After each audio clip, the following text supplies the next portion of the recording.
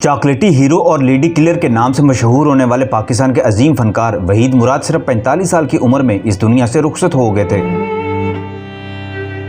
اپنے دور کے مقبول ترین اداکار کہ جن کی فلموں کا جادو ابھی تک چل رہا ہے، انہوں نے خود کو تباہ کر لیا تھا۔ وحید مراد کی جبلت اور رویوں نے خود زمانے کو اپنا دشمن بنا لیا تھا۔ انتہا کی خود پسندی نے بعد میں ان کو جھکنے پر بھی مجبور کر دیا تھا، مگر اس وقت تک زمانہ بہت بڑی چال چل چکا تھا۔ شراب نوشی اور دوسری منشیات کا استعمال کر کے وحید مراد نے خود فراموشی اور مدہوشی کی راہ اختیار کرنا چاہی تھی، مگر یہ علتیں ان کی جسمانی اور ذہنی بیماریوں کا باعث بن گئی۔ انہی کیفیات میں جب وہ اپنے آپ سے جنگ کر کے خود کو مار رہے تھے، ان کا ایکسیڈنٹ ہو گیا۔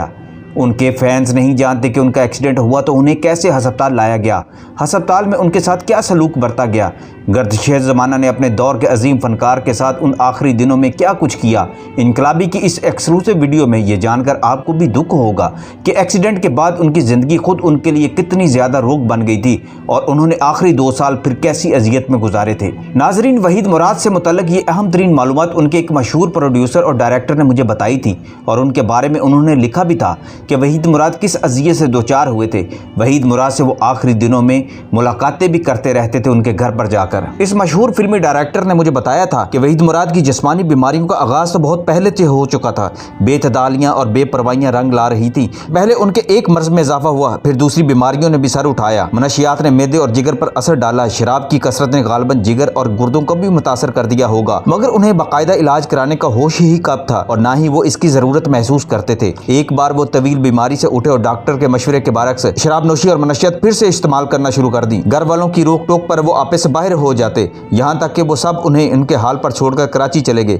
اب ایک ملازم اور ایک چوکیدار کے علاوہ گھر پر کوئی نہیں رہتا تھا۔ ہر رات وحید مراد ہنگامہ کرتے تھے اور نوکر خاموشی سے سنتے رہتے تھے۔ بیگم صاحبہ نے انہیں صاحب کا خیال رکھنے کی خاص ہدایت کی ہوئی تھی۔ ایک دن صبح ایک ہدایت کار کو فون موصول ہوا کہ وحید مراد کا ایکسیڈنٹ ہو گیا ہے۔ وہ فوراً سروسز ہسپتال میں پہنچے۔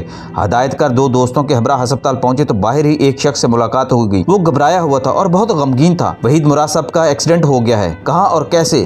نہر پر۔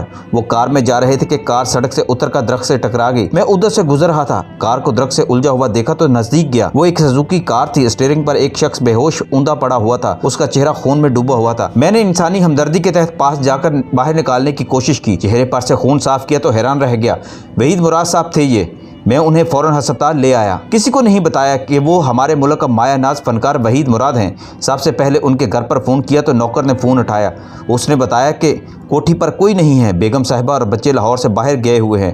میں نے انہیں بتایا کہ وحید صاحب کا ایکسیڈنٹ ہو گیا ہے۔ وہ فوراً سروسز ہسپتال پہنچ گئے۔ تھوڑی دیر بعد وہ گھبرایا ہوا آ گیا۔ اس نے بتایا کہ صاحب نے ناشتہ بھی نہیں کیا ہوتا، صبح اٹھ کر ویسے ہی کار لے کر چلے گئے تھے۔ اتنی دیر میں ڈاکٹر باہر آیا اور اس نے مجھے کچھ انجیکشن لکھ کر دیے۔ میں نے وحید صاحب کے نوکر کی طرف دیکھا، مگر اس کے پاس ایک پیسہ بھی نہیں تھا۔ میں خاموشی سے جا کر انجیکشن لے آیا۔ اب ڈاکٹر نے انہیں ڈریسنگ کے بعد وارڈ میں پہنچا دیا۔ مجھے اپنے کام پر جانا تھا، اس لیے میں مزید یہاں ٹھہر نہیں سکتا تھا۔ آپ کا نام اور فون نمبر یاد آیا تو آپ کو فون کر کے بلا لیے۔ اب آپ ان کی دیکھ بھال کریں۔ ہدایت کار یہ داستان سن کر ساکت رہ گیا، پھر بولا مجھے ان کے پاس لے چلو۔ مختلف جنرل وارڈ سے گزرتے ہوئے وہ لوگ ایک سرجیکل وارڈ کے کونے میں پہنچ گئے۔ سامنے ایک بیڈ پر بہت ہی میلے اور گندے بستر پر ایک پھٹے پرانے سرخ رنگ کے گٹیا سے کمبل میں لپٹا ہوا ایک شخص لاوارسوں کی طرح لپٹا ہوا تھا۔ وہ دواؤں کے زیر اثر بے ہوش تھا۔ ہدایت کار نے آگے بڑھ کر چہرے سے کمبل ہٹایا تو پٹیوں میں لپٹا ہوا وحید مراد کا زخمی تازہ چہرہ نظر آ گیا۔ ہدایت کار کے جسم کے رونگٹے کھڑے ہو گئے۔ کس قدر عبرت کا مقام تھا کہ ملک کا اتنا بڑا اور مشہور فنکار، بے حد دولت مند اور با اثر اور وسیع تعلقات رکھنے والا وہ شخص جس کا نام سن کر حسینوں کے دل دھڑکتے تھے اور جس کی آمد کی خبر سن کر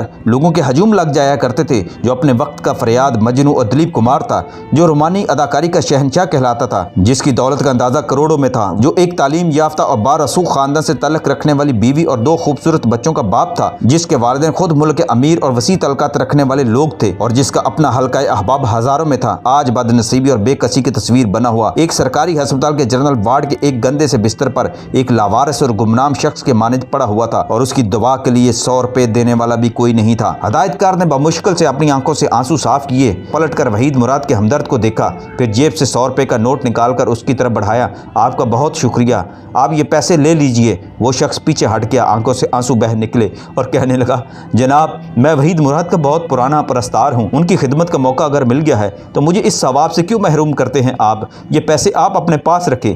یہ کہہ کر وہ رخصت ہو گیا۔ ہدایت کار نے ہسپتال کے حکام سے بات बात की। अस्पताल में कोई प्राइवेट कमरा खाली नहीं था। वो मेडिकल सुपरिटेंडेंट के पास गए, उन्हें तमाम वाक़या सुनाया और फिर कहा, सिर्फ आपके मुल्क का नहीं, एशिया का इतना बड़ा फनकार और लावारसों की तरह जनरल वार्ड के बिस्तर पर पड़ा हुआ है, आप इसके लिए इतना भी नहीं कर सकते कि प्राइवेट कमरे का बंदोबस्त कर दें।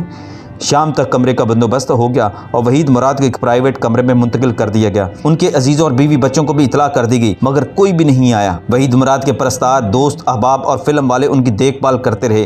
चंद दिन के बाद उन्हें अस्पताल से फारग कर दिया गया, मगर आंख और पेशानी के जख्मों ने वहीद मुराद के इस खूबसूरत चेहरे को बदनमा बना दिया था। अस्पताल से घर पहुँचकर काफ़ी अरसे तक वो घर की चार दीवारी के अंदर ही महदूद रहे।